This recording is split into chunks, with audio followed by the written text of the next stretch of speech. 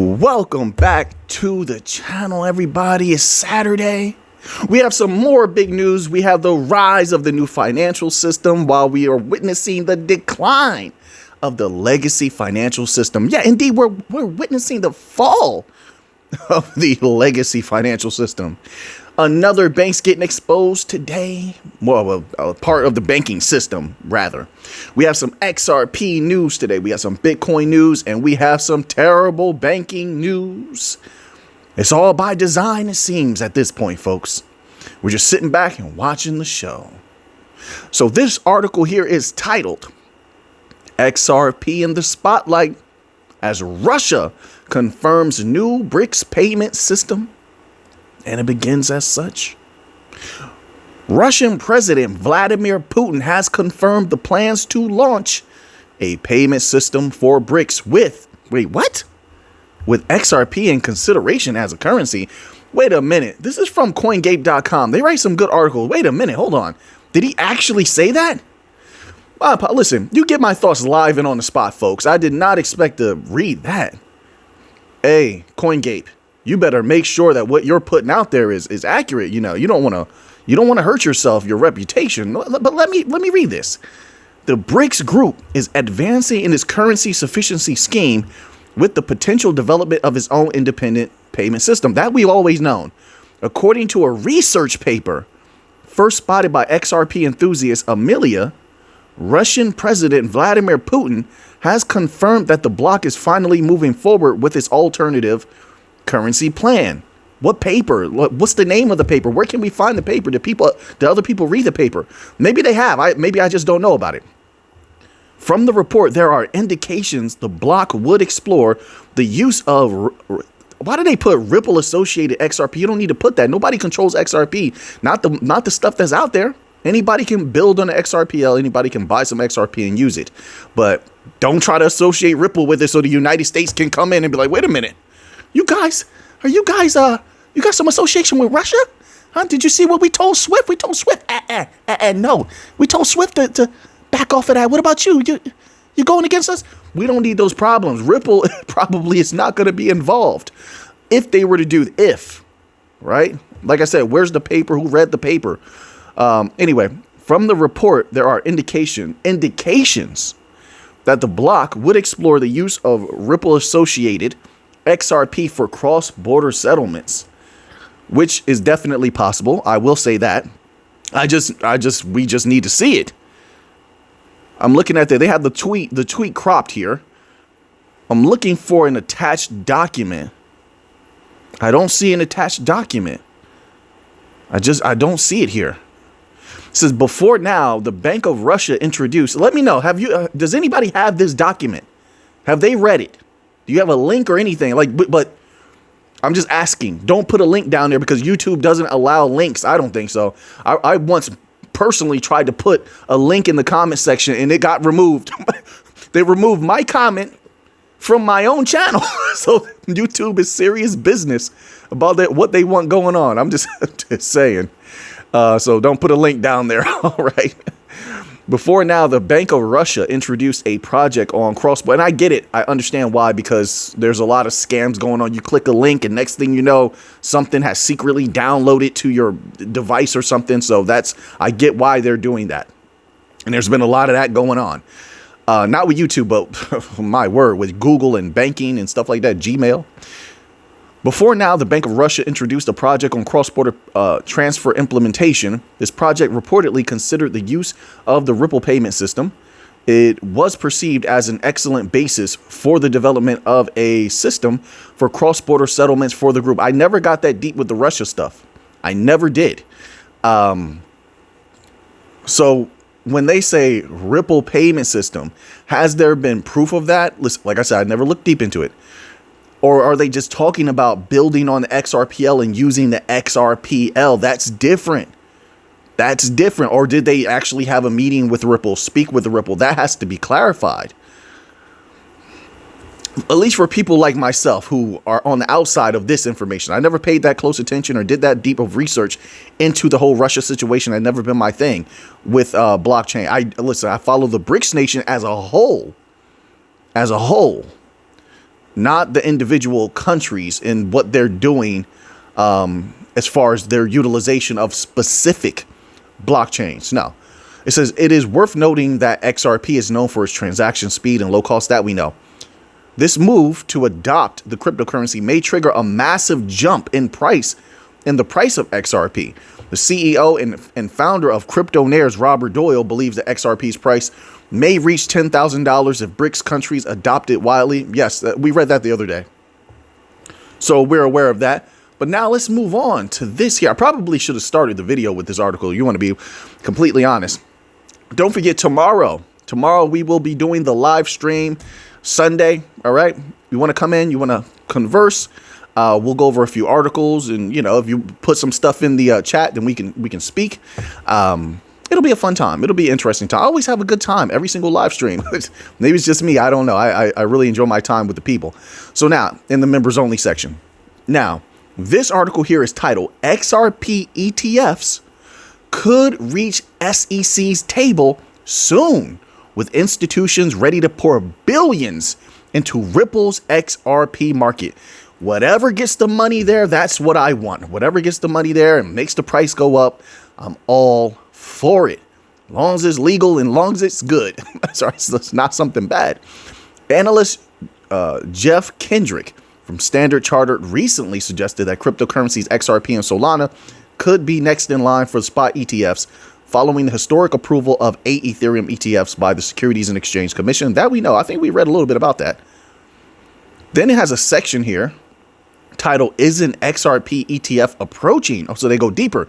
As Kendrick pointed out, the new SEC policy or interpretation opens the door to new cryptocurrency ETFs. However, currently Ripple is embroiled in a multi-year lawsuit against the regulator. That doesn't have anything to do with XRP. XRP is in the clear. That and also Monica Long just did a recent interview and clarified that even further. So there's that. It says here, in this new scenario, leading cryptocurrencies like Solana and XRP could soon be the first potential candidates to have their tradable financial instruments in stock markets. Furthermore, both coins are firmly positioned in the crypto market, with market caps of $74.6 billion and $27.3 billion, respectively. Although the possibility of XRP and Solana ETFs reignites interest in ETFs, according to Kendrick's projections, this scenario still seems distant. Therefore, enthusiasts of these cryptocurrencies may need to exercise patience. Good luck telling the people that. I don't think patience is not something that a lot of people in crypto have. All right. I understand it. I get it. But yeah, no. It says, and wait until at least 2025 to invest in them through an ETF. The new ETFs facilitate access to crypto assets like XRP and SOL for investors who prefer to avoid the complexity of acquiring and directly safeguarding them. By being purchasable through a simple stock transaction, ETFs provide investors and institutions with a quick and easy way to gain regulated exposure to cryptocurrencies backed by the highest regulatory authority in the United States. There's just so many bullish things happening surrounding Solana as well as XRP. They're going to have their ups and downs, and people are going to have their complaints. It depends on what perspective you're coming from, of course. But I think long-term holders see that the future looks extremely, extremely bright. It definitely looks like a setup. It definitely looks like it's rigged. I said that in the video yesterday. If you didn't see that video, go watch it. I thought that was a very potent video. There's a heck of a lot going on. And it looks like they're bringing down one system to institute another, and they're setting things up. That's what it looks like to me. Why would you pass a bill, right? You pass a bill. The rest of the world, keep that in mind. The rest of the world is rolling out CBDCs. The United States, which relies on the rest of the world for many, many things. They import a lot of clothing, a lot of parts, semiconductors even, until they get their footing in the semiconductor market, which I know the United States is building. I'm just giving an example.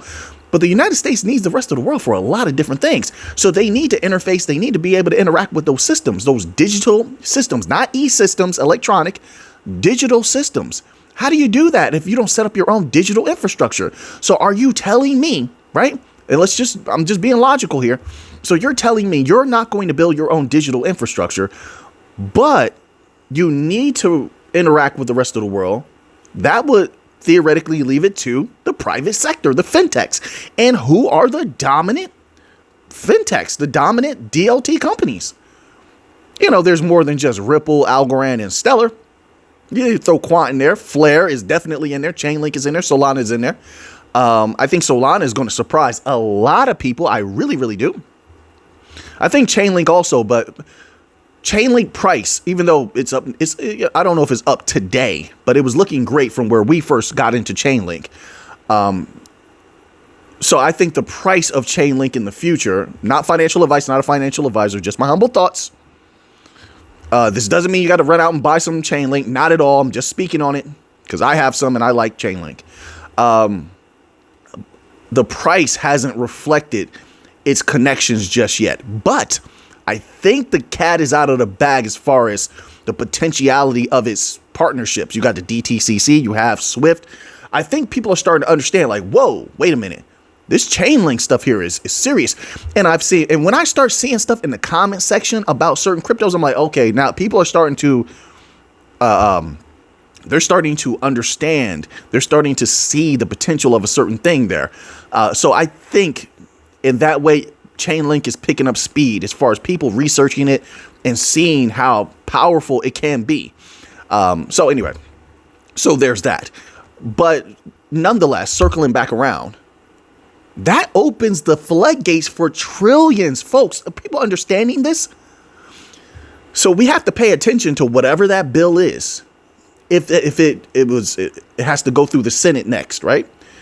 If it goes through the Senate and they say, yes, we agree here, no CBDC for United States, that's huge. That opens the doorway to trillions of dollars.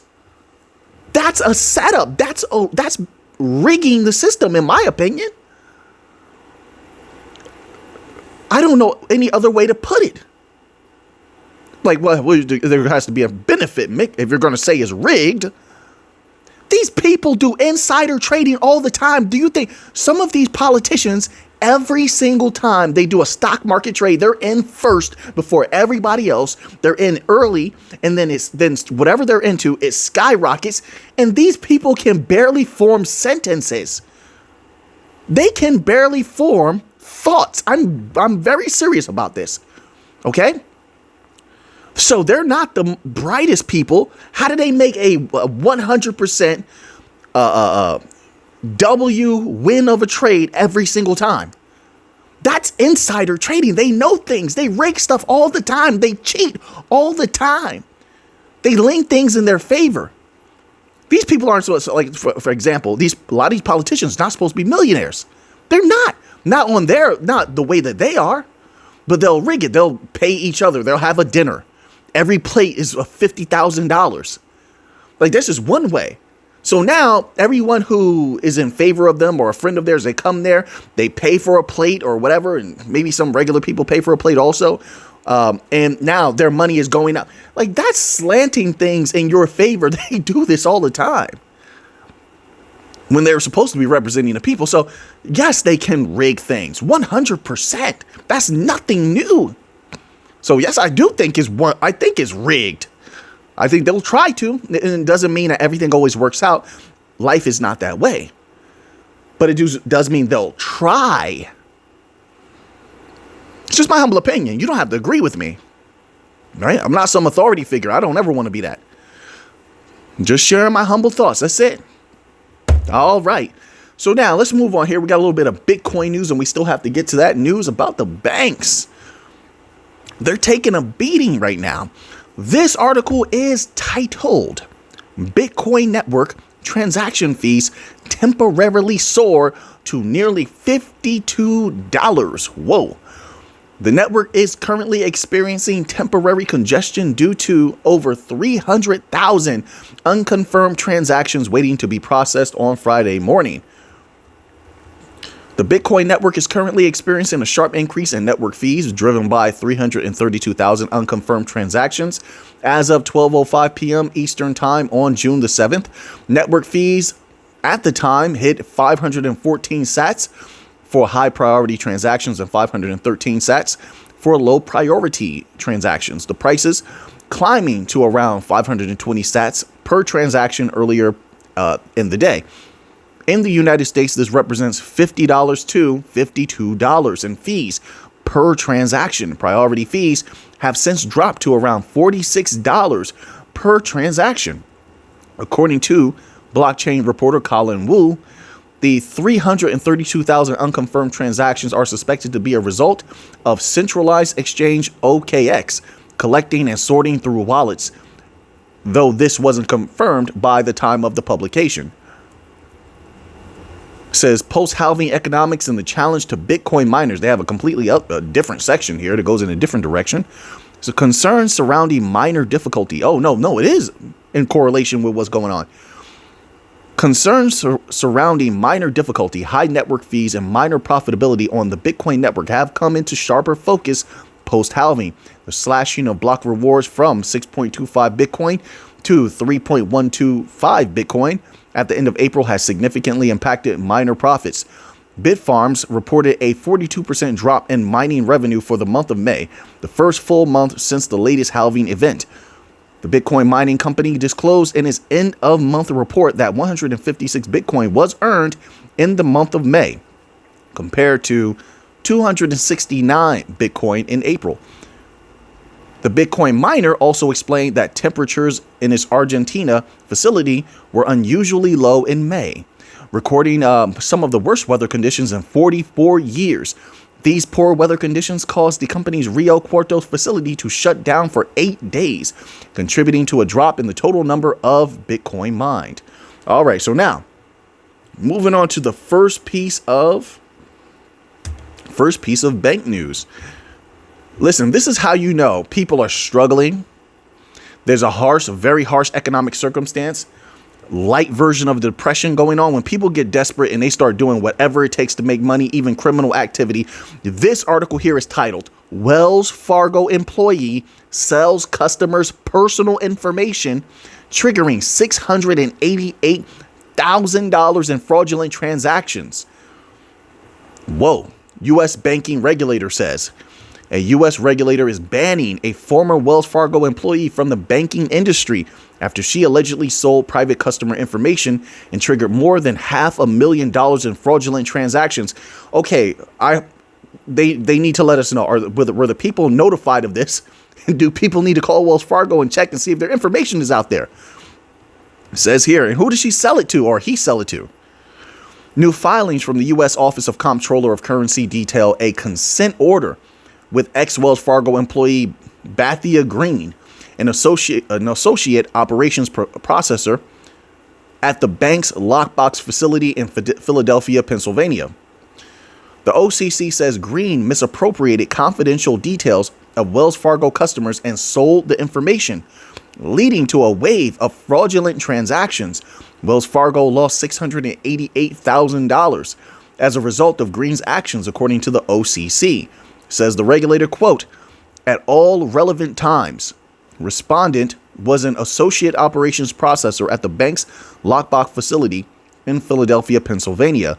During the period from approximately October 2021 to January 2022, respondent misappropriated confidential information of bank customers and sold the information to a third party, resulting in fraudulent transactions. The bank suffered a loss of approximately $688,000 by reason of the foregoing conduct. Respondent engaged in violations of law or regulation and unsafe or unsound practices. Respondent's misconduct resulted in financial gain to respondent and loss or risk of loss to the bank, and demonstrated personal dishonesty and willful or continuing disregard for the safety and soundness of the bank, unquote. Okay, so listen. I don't know if I said this before. I may have. I'll say it again. If you have accounts and they're just sitting there because you trust the bank and they've been sitting there for a long time, you better go check those accounts. We read here quite a few times where people had their accounts sitting at the bank. Oh, the banks are so safe. They believed in that. They believed in the sweet, sweet banks. And they went back to those accounts and those accounts were drained. There's like notifications sometimes that you can set where if there's any type of transactions, they're supposed to send you notifications. We did read an article where someone had their notifications set like that, but it didn't send them notifications. But if you're going to have capital, especially a good amount of it sitting in the banks, then at least you want to try to have some sort of alerts set. And you want to check on that every once in a while. Do not let it sit. Some of these employees are wolves in sheep's clothing, and they are watching. They're watching for accounts that sit for a while. So be careful. Now, we're going to move on. That's not it. We have two more. Now, here's some really big news here. It lets you know how bad things are getting. People are not ready for what is coming. I don't need them to be. I'm ready for the banks to start going down. Gold will skyrocket. My silver will skyrocket. And if I'm fortunate, maybe my platinum. People, I'm just saying, maybe the platinum might go up, please. Oh, man. So anyway, now platinum's not doing bad. It's not doing bad. But still, I want platinum to skyrocket like gold and silver. I love platinum. I'm just saying. So anyway, so now this article here is titled Moodys puts several U.S. regional banks on a downgrade. And this was from a review over commercial real estate concerns. I was just speaking about this the other day. I said that their plans, they had an article come out about Chicago. Oh, we're going to turn commercial real estate into apartments. That's not going to work. The people can't afford it. And the professional said that they don't even fit what would be considered an apartment, like for building an apartment. Well, this is what it said. Just a little tidbit here. It says Moody's Ratings has placed the long-term debt ratings of Old National Bank Corp and several other U.S. regional banks on review for downgrade amid concerns over commercial real estate exposure. Moody's published separate statements on Thursday for all the banks affected: WAFD, PPAC, Gladstone Financial, PGC, FNB, Old National Bank Corp, ONB, First Merchants, FRME, and Fulton Financial Fault. All right, we're going to leave that one there. We know they're doing really, really bad, but now Moody's is speaking on it. I want to get to this last one here. This one here has to do with JP Morgan. So this article is titled JP Morgan, Bank of America. Bank of America, why are you always involved? You're one of our banks. Stop. Just wait patiently, Bank of America. We will get through this case. XRP's on the way for you, right? JP Morgan, Bank of America, Wells Fargo. Of course, Wells Fargo. My good. Who's still at Wells Fargo after all this controversy this year?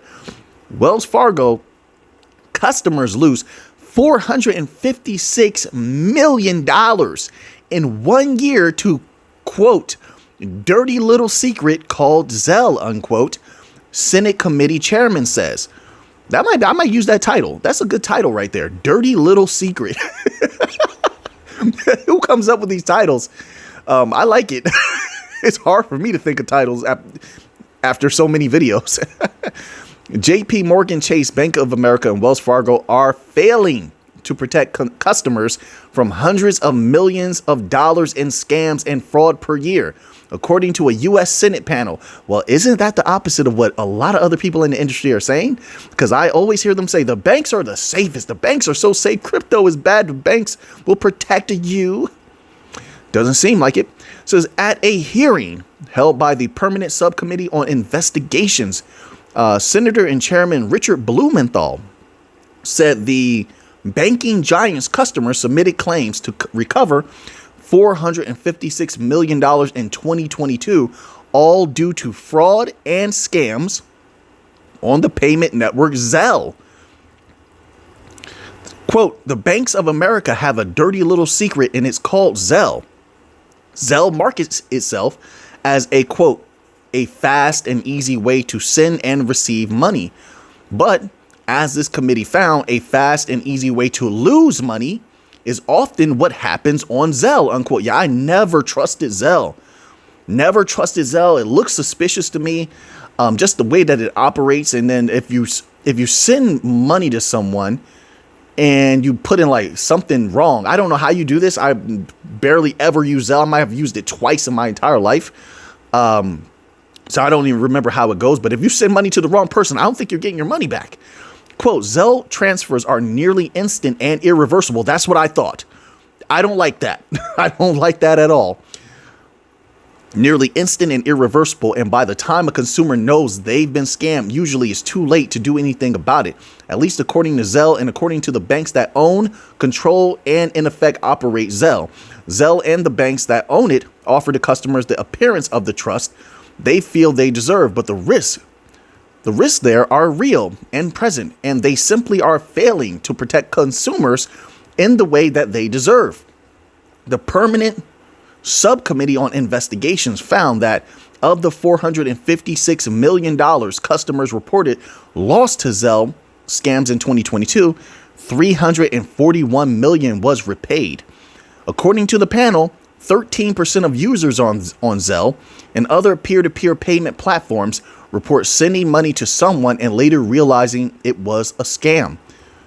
In response to the Senate panel's inquiry, Zelle released a statement via its parent company, Early Warning Services LLC. Quote, providing a safe, reliable service to consumers is a top priority of Early Warning Services LLC, the network operator of Zelle, and our 2,100 participating banks and credit unions. Now, if they know this is a problem, I don't understand why they haven't instituted a mechanism to reverse a payment if it was sent to the wrong individuals. I don't understand that. That should be very easy. They have that type of service for a lot of other similar services. I don't know why they haven't resolved that as of yet. Maybe it's a sign that they don't care. I don't know. I'm not sure about that. But anyway, so now that you have that information, what are you going to do with it? I know what I'm going to do with it. So until next time, everybody, and I'll probably see you tomorrow in the live stream, okay?